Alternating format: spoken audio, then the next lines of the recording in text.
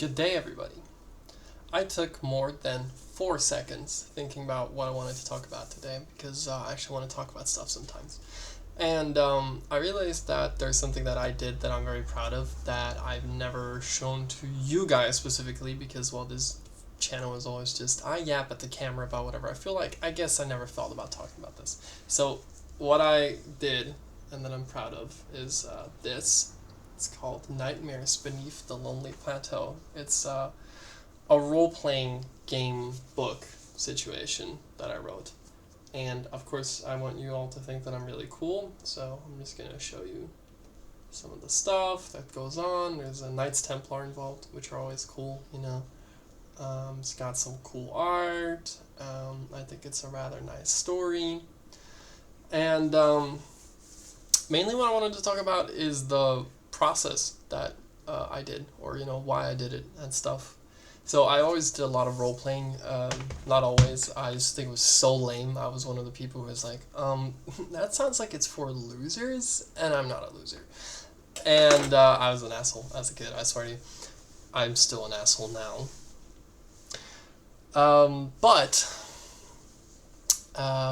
Yeah, I never thought it was cool. And then, for some reason, at some point, a friend of mine, one of my best friends, Mr. Pepin, I don't think you'll ever see this, but, you know, shout out to you.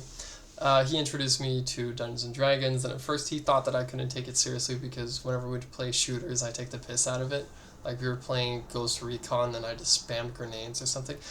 But the reason I took the piss out of it because it's like the game is too easy. You know, it's like it doesn't matter what you do because you can always succeed. And he was like, "Yeah, why not sneak?" I'm like, "Well, I would if we needed to, but we didn't need to." Anyways, who cares? I always play a lot of role playing games, and the first role playing game that I ever played was Delta Green. So it's like kind of X-Filesy role-playing games. So it's government conspiracy monsters and blah blah blah. And then there's Call of Cthulhu, which is the original version, which is just the same thing, but now it's in the 1920s. You know, it's a very Lovecraft, a completely Lovecraft-inspired situation. So they have this program called the Miskatonic Repository, where you write a book for with their module, so it's their rules, but it's your adventure, and you both get half of the money, which is kind of a ripoff, but you know, you want your stuff to be bought. And my ex-girlfriend gave me this module that's like supposed to help you write something in under a month, and obviously, it took me 1.5 years to do it. So I had the ideas rather quickly, but I didn't have the. I wanted it to be perfect. Like, I mean, come on, sorry. Like you can see how it looks, you know. So I did some font research. Like I really love the Vernon study. I love that font. I did the rules. I tested a whole bunch, and art is I really wanted art. And the thing is I'm not an artist. I am many things. I'm not an artist. Not in that sense. I can't draw for shit, and I could learn to draw for shit. Absolutely. Kind of didn't feel like it. So instead, I looked around a little bit, and if you go on Flickr. If you go on Flickr, you'll see that people have many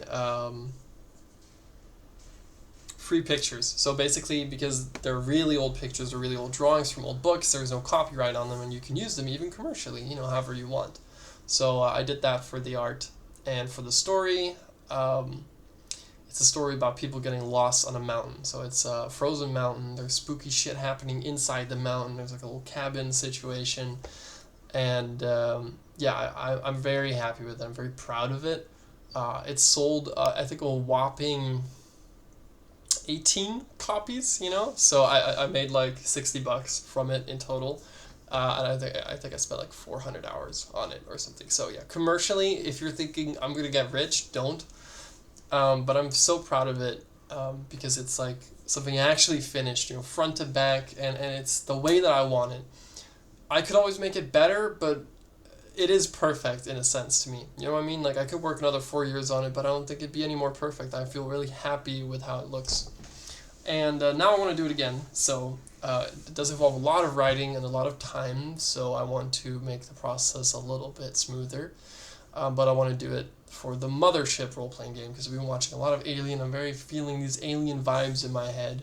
And yeah, So what I did for writing the story is I kind of followed the module, and then I kind of didn't follow the module.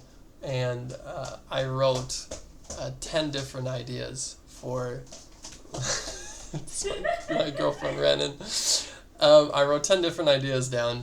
So there was one about like a commune. There was one about a train that crashes in Siberia because it hits some monster. I think I stole that one somewhere.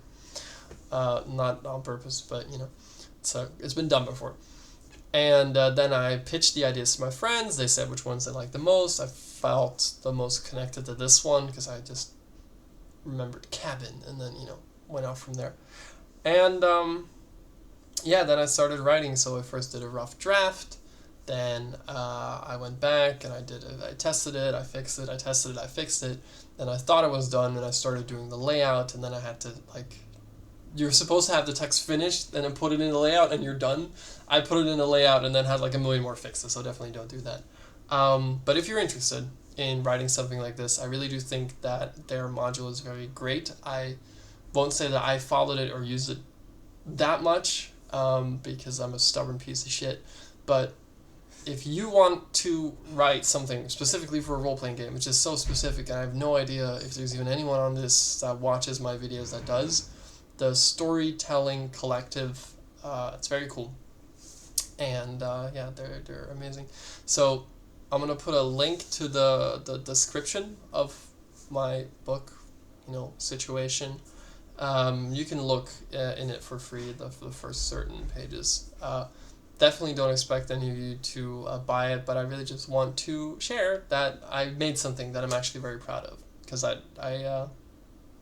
well, god damn it, I worked hard for it.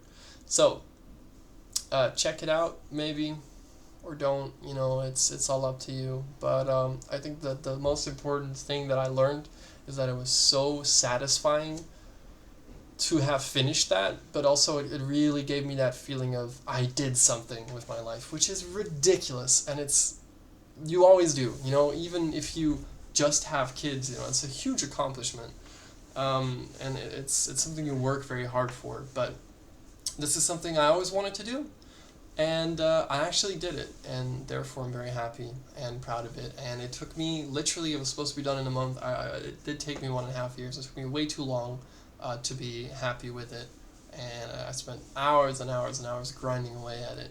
But it is so rewarding to do that thing that you've been wanting to do, to finish something and to finish it to your standards, to your liking.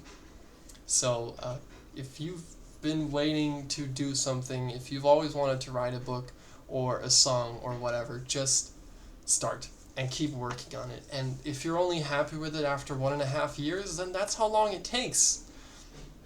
But start, you know? The best time to start anything is now, and the second best time is yesterday.